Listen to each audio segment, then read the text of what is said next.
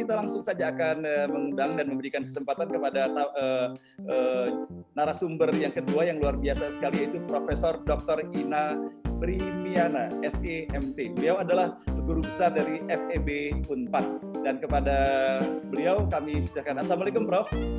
Waalaikumsalam warahmatullahi wabarakatuh, Pak Hasan. Waalaikumsalam. Dan sebelum sama-sama kita mendengarkan paparan beliau, sedikit mohon izin ya Prof, ya saya menyampaikan data pribadi beliau. Sebagaimana yang telah saya sampaikan, beliau adalah guru besar di Fakultas Ekonomi dan Bisnis Universitas Padjadjaran Bandung, pendidikan S1 Manajemen Unpad tahun 85, kemudian Teknik Manajemen Industri ITB tahun 94, Teknik Manajemen Industri ITB juga tahun 2002. Dan riwayat jabatan pekerjaan beliau Ketua Dewan Eksekutif Lamemba 2020 sampai dengan sekarang ini, kemudian Komisaris Utama PT Pegadaian Persero, Ketua Program Doktor Ilmu Manajemen FEB Unpad 2016-2017, kemudian Ketua STIE Ekuitas 2012 sampai 2017, External Assessor untuk Universitas Malaysia Terengganu 2011 sampai dengan sekarang, dan kajian beliau adalah bisnis, UMKM, dan industri. Kepada Prof kami persilakan. Baik, ini saya materinya saya disiapin dari sana atau gimana? Dari sini, Prof. Sudah, oke. Ya. Baik, pertama-tama saya ucapkan terima kasih kepada Prof. Suharyadi yang sudah mengajak saya untuk sharing di sini, dan juga untuk Bapak Irman Gusman, kemudian juga kepada Pak Hasan, dan teman-teman semua. Assalamualaikum warahmatullahi wabarakatuh. Waalaikumsalam. Ya, saya akan sharing di sini. Terutama juga saya ucapkan selamat datang kepada 361 partisipan ya. Saya akan sampaikan di sini bagaimana apakah UKM kita ini siap atau tidak gitu. Silakan, next. Jadi sebelumnya tadi juga ini sudah disampaikan bahwa kondisi kita itu berat sekali. Jadi tadi bahkan bahwa pertumbuhan PDB itu akan minus 0,4. Nah, berarti harus bagaimana ini UMKM itu harus bagaimana dengan kondisi yang seperti itu. Kemudian juga ini dolar nanti akan meningkat, inflasi. Kemudian juga ini konsumsi rumah tangga karena daya beli semakin menurun karena adanya PHK, maka itu juga makin menurun. Nah, ini pasti akan mempengaruhi kepada dunia usaha.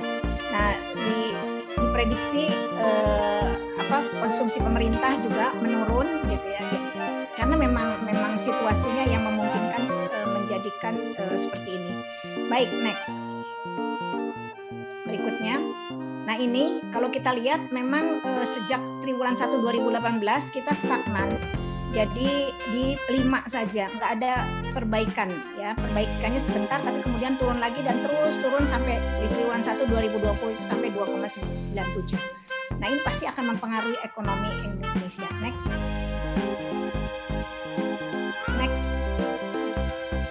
Ya, nah ini kondisi UMKM. Tadi sudah disampaikan bahwa krisis global tahun 98 UMKM masih bisa bertahan, tapi yang sekarang beda. Ternyata UMKM memiliki dampak yang signifikan. Antara lain disebabkan karenanya ada PSBB yang tidak diperbolehkan berjualan. Nah, ini tentunya akan mempengaruhi terhadap permintaan karena penurunan daya beli akibat PHK. Akibatnya UMKM juga tidak mampu membayar gaji pegawainya. Yang perlu diingat adalah 90% tenaga kerja kita disumbang oleh 61 juta UMKM yang ada di Indonesia. Artinya kalau kita beresin UMKM ini, maka sejahteralah bangsa ini sebetulnya, karena semua bisa bergerak. Nah, harus bagaimana? Nah, ini saya berikan di slide berikutnya. Next.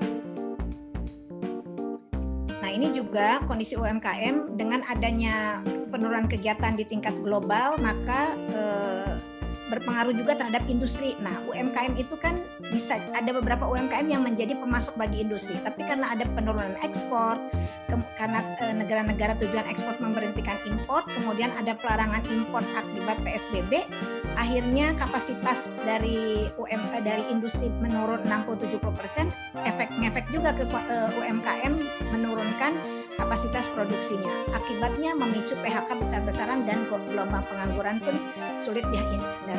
Silakan. Kemudian, nah ini yang tadi sudah disampaikan, ada yang tumbuh, ada yang terpukul, ada yang bertahan, ada yang meningkat. Nah, sehingga ini sebetulnya bisa menjadi strategi dari pemerintah dan juga kita sebagai siapapun yang menjadi entrepreneur.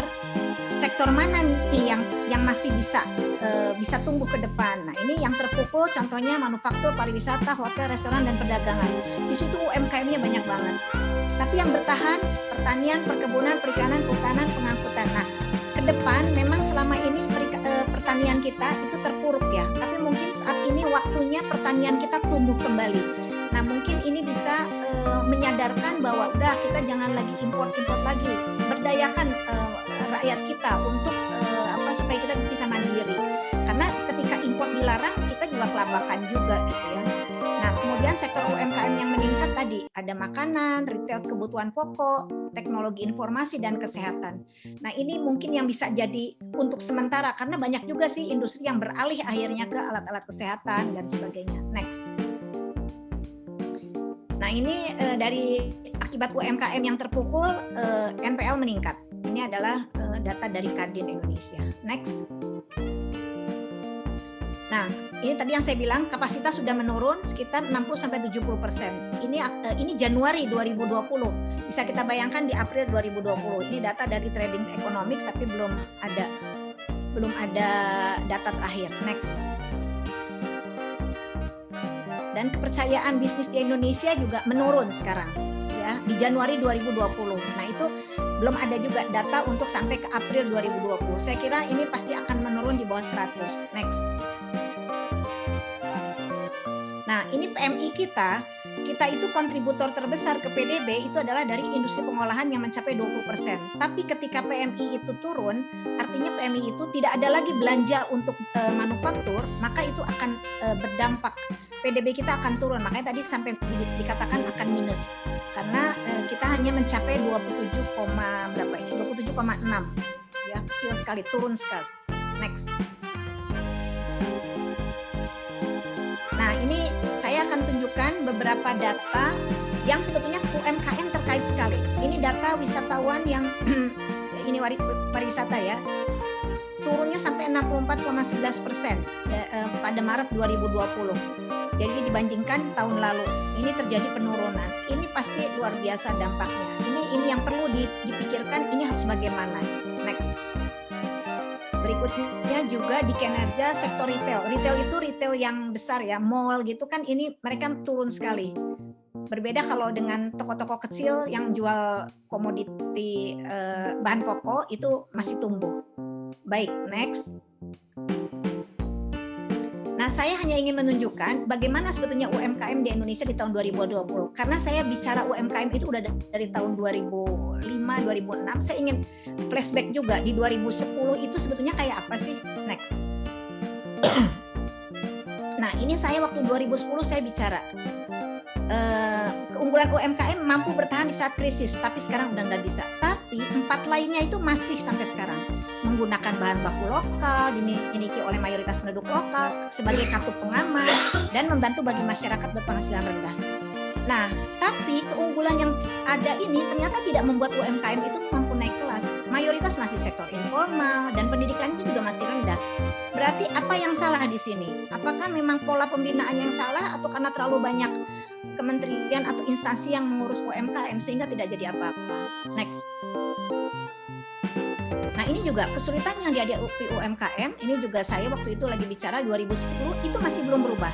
Keterbatasan akses jasa konsultasi, keterbatasan manajerial dan teknologi, keterbatasan akses pasar domestik dan global, low value dan tidak kompetitif, juga keterbatasan pada saat pesanan mulai meningkat, kemampuan mengelola usaha dan inkonsistensi kualitas.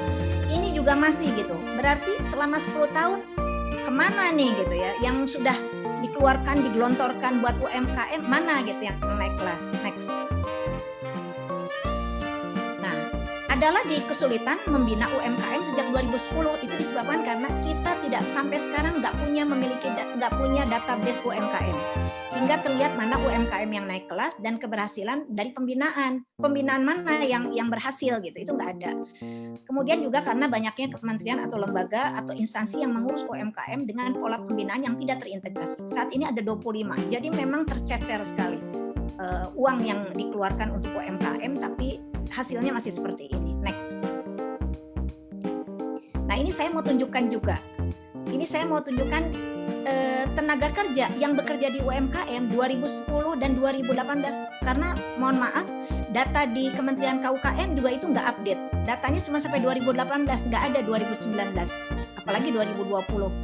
Nah itu terjadi peningkatan. Yang saya ingin soroti itu di sini adalah peningkatan itu masih di usaha mikro atau usaha kecil, bukan di usaha besar. Besarnya itu peningkatan yang sangat besar itu masih di usaha mikro. Walaupun di PDB itu kita nggak kalah sama yang usaha besar, gitu. Usaha mikro, kecil, menengah itu nggak kalah gitu. Nah, tapi ternyata sampai sekarang kondisinya seperti itu. Jadi kalau dilihat peningkatan kontribusi PDB sebesar 61,07% dibandingkan usaha besar yang 38,93%, ternyata usaha mikro yang tertinggi. Nah, jadi berarti apa? Belum terjadi perubahan terhadap struktur UMKM sebagai fondasi perekonomian Indonesia. Jadi perekonomian Indonesia itu ditopang oleh sektor informal. Next. Nah, kemudian kita lihat juga di total ekspor. Tapi di total ekspor kita memang masih sangat kalah. Artinya apa? Usaha mikro kecil menengah itu tidak bisa berdaya saing. Investasinya juga kecil, ya. Jadi memang tidak ada investasi. Jadi produk UMKM di tahun 2010 sampai 2018 itu hanya diekspor berkira 11 M dan hampir 80% dikuasai usaha menengah. Jadi UMKM yang masuk rantai pasok global masih sangat kecil, hanya sekitar 0,8%. Kemudian juga investasi yang dilakukan usaha mikro dan kecil bila dibandingkan dengan jumlah usaha mikro kecil yang mencapai jumlahnya itu 90 juta, ini kita kecil sekali. Berapa coba dihitung dari jumlah UMKM 90 jutaan dibagi dengan investasi yang mereka lakukan. Kecil sekali. Next. Nah, ini saya tunjukkan bahwa dalam rantai pasok global, UMKM Indonesia keterlibatannya sangat jauh dibandingkan negara-negara ASEAN lainnya. Artinya, kesempatan yang ada di UMKM kita memang sangat kecil gitu.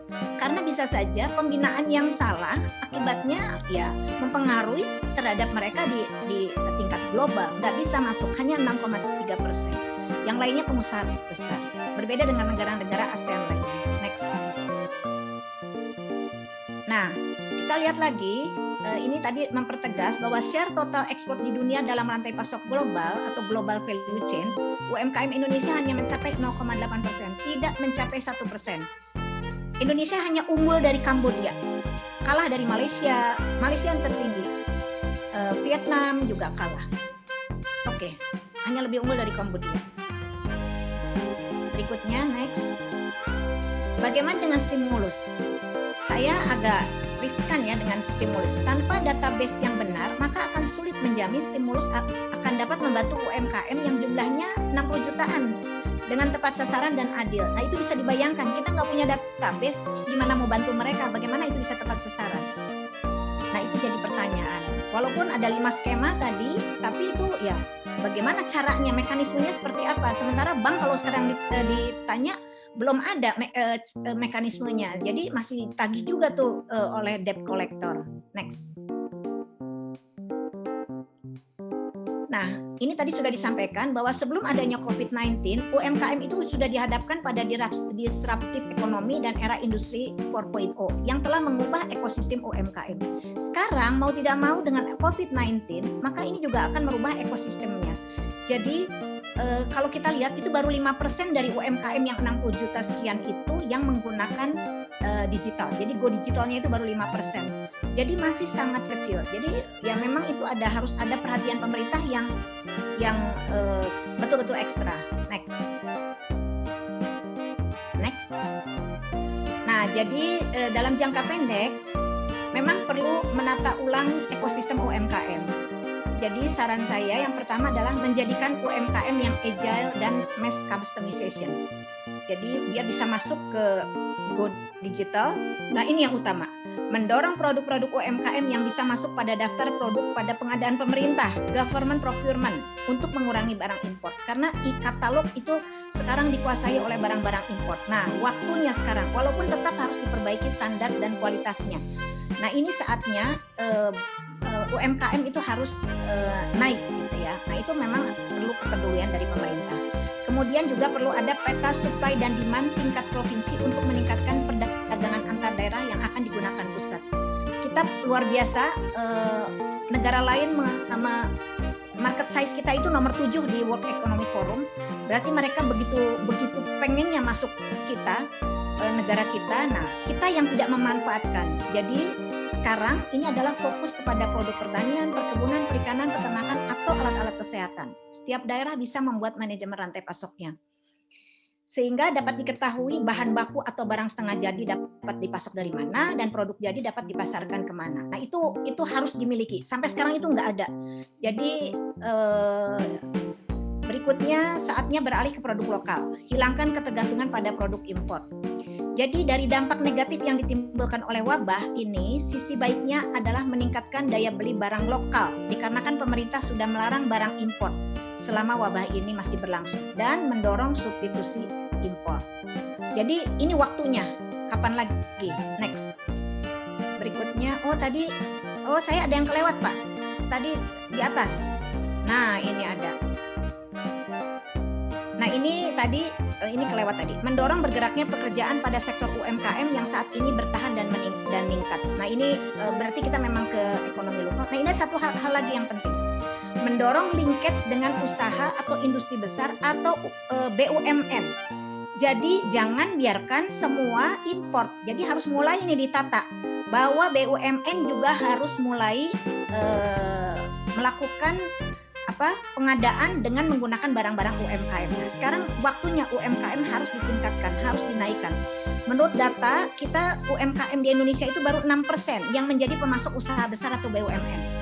Malah dari data BPS, industri besar dan IKM yang tumbuh dan serumpun itu tidak lebih dari 40%. Artinya apa? Industri besar yang tumbuh apa? Industri kecil mikro yang tumbuh apa? Jadi nggak nyambung gitu, jangan sembung. Nah, artinya memang karena mereka sendiri-sendiri nggak pernah nyambung.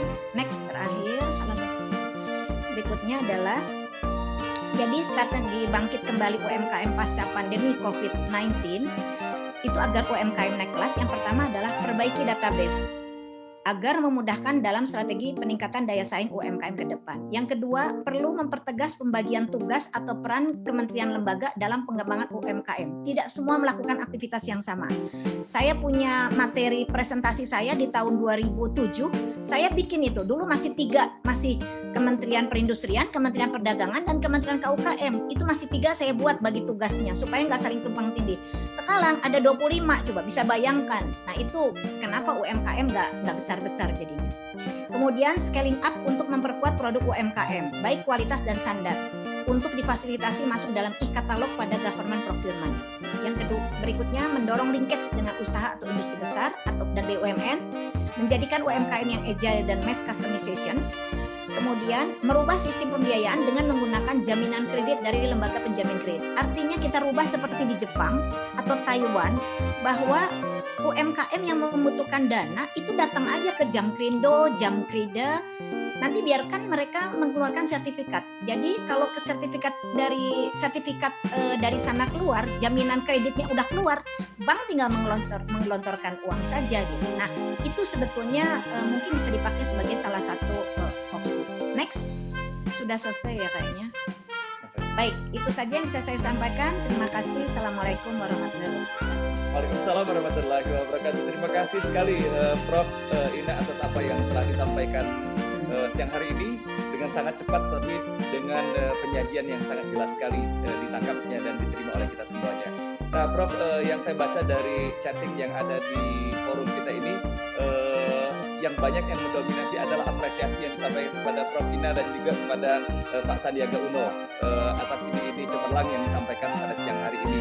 Namun walaupun saya memperhatikan presentasi tadi itu sebetulnya di dalam apa yang Prof sampaikan sudah mengcover semuanya, namun alangkah baiknya kalau saat kita mendengarkan juga pertanyaan yang disampaikan oleh Pak Arifin. Di sini saya bertanya untuk Prof Ina, langkah-langkah atau kebijakan pemerintah terkait UMKM untuk membantu sektor UMKM yang terpukul bangkit kembali di tengah kondisi saat ini.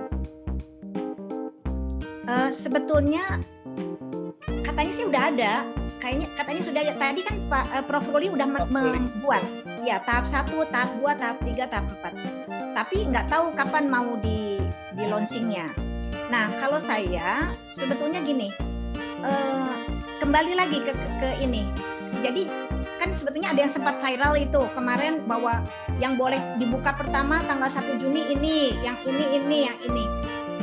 Itu nah untuk UMKM-nya juga kalau menurut saya itu sebaiknya selama kita punya data dari masing-masing daerah, data tentang orang yang sehat, data PDP, data ODP dan tegas gitu ya. Itu sebetulnya UMKM bisa mulai bergerak.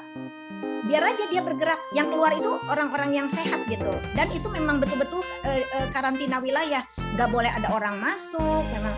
Jadi ketika sekarang dibuka lagi, memang agak bingung juga ya. Bagaimana kita mau mulai lagi dalam kondisi yang masih seperti ini gitu. Tapi kemarin saya udah sempat sarankan ke Pak Menteri, boleh langsung aja sekarang selama memang setiap daerah itu data tentang orang yang sakit sehat dan ininya tuh jelas gitu. Jadi yang PDP itu disimpan gitu di ini. Nah jadi saya nggak tahu yang dari pemerintah sampai sekarang juga kan sebetulnya stimulus itu belum bisa dinikmati gitu. Baik, Prof. Saya kira demikian yang disampaikan oleh peserta dan saya tidak melihat ada pertanyaan yang disampaikan dan kepada para peserta mereka berharap sekali materi yang disampaikan oleh Prof. Ina hari ini sangat bernas dan berharga sekali dan mereka meminta hal ini untuk disampaikan kepada mereka dan insya Allah dari panitia dari Undira akan menyediakan. Pak Hasan, maaf ini ada yang nanya. Silakan. Prof. Ina mungkin tidak kita menghilangkan impor sama sekali. Oh iya ini baru ya. Itu berarti memang yang diimpor itu barang-barang yang kita memang tidak mampu membuat gitu. Nah ternyata sekarang itu kan ternyata ITB dengan Pindad bisa bikin ini. Ternyata industri kita bisa bikin ini gitu. Nah ternyata kita sebenarnya mampu, cuman waktu itu nggak dikasih kesempatan. Nah jadi sebetulnya yang selama kita nggak bisa bikin ya kita impor nggak apa-apa karena kita nggak punya bahan bakunya. Gitu. Baik. Oke. Baik, Prof. Ina, saya kira sangat jelas sekali yang disampaikan oleh beliau tadi itu tinggal lagi willingness bagaimana niat dari pemerintah sendiri sebetulnya menyikapi situasi yang ada, Prof. Ya. Kebijakan impor barang-barang itu jangan sampai nanti kebijakan-kebijakan yang dikeluarkan justru mematikan industri dalam negeri sendiri. Ya mudah-mudahan apa yang disampaikan dan dikemukakan oleh Prof. Ina pada hari ini dapat didengar juga oleh para pengambil kebijakan negeri ini sehingga betul-betul apa yang disampaikan oleh Prof. Ina dan disampaikan oleh Prof. Rudi tadi itu betul-betul bisa kita laksanakan dan kita aplikasikan sehingga betul-betul menjadi penggerak untuk bangkitnya kembali perekonomian Indonesia terutama dalam sektor UMKM ini. Baiklah Prof, saya kira demikian. Oh iya ini muncul lagi pertanyaan baru Prof dari Bapak Jerry Lisang. Bagaimana menjadikan UMKM sebagai leader bukan hanya follower? Iya, jadi gini, UMKM itu jadi sebetulnya gini, bagaimana melingkannya dulu, link dulu UMKM dengan yang besar, dengan supaya mereka bisa melihat sebetulnya ada peluang-peluang nggak gitu loh.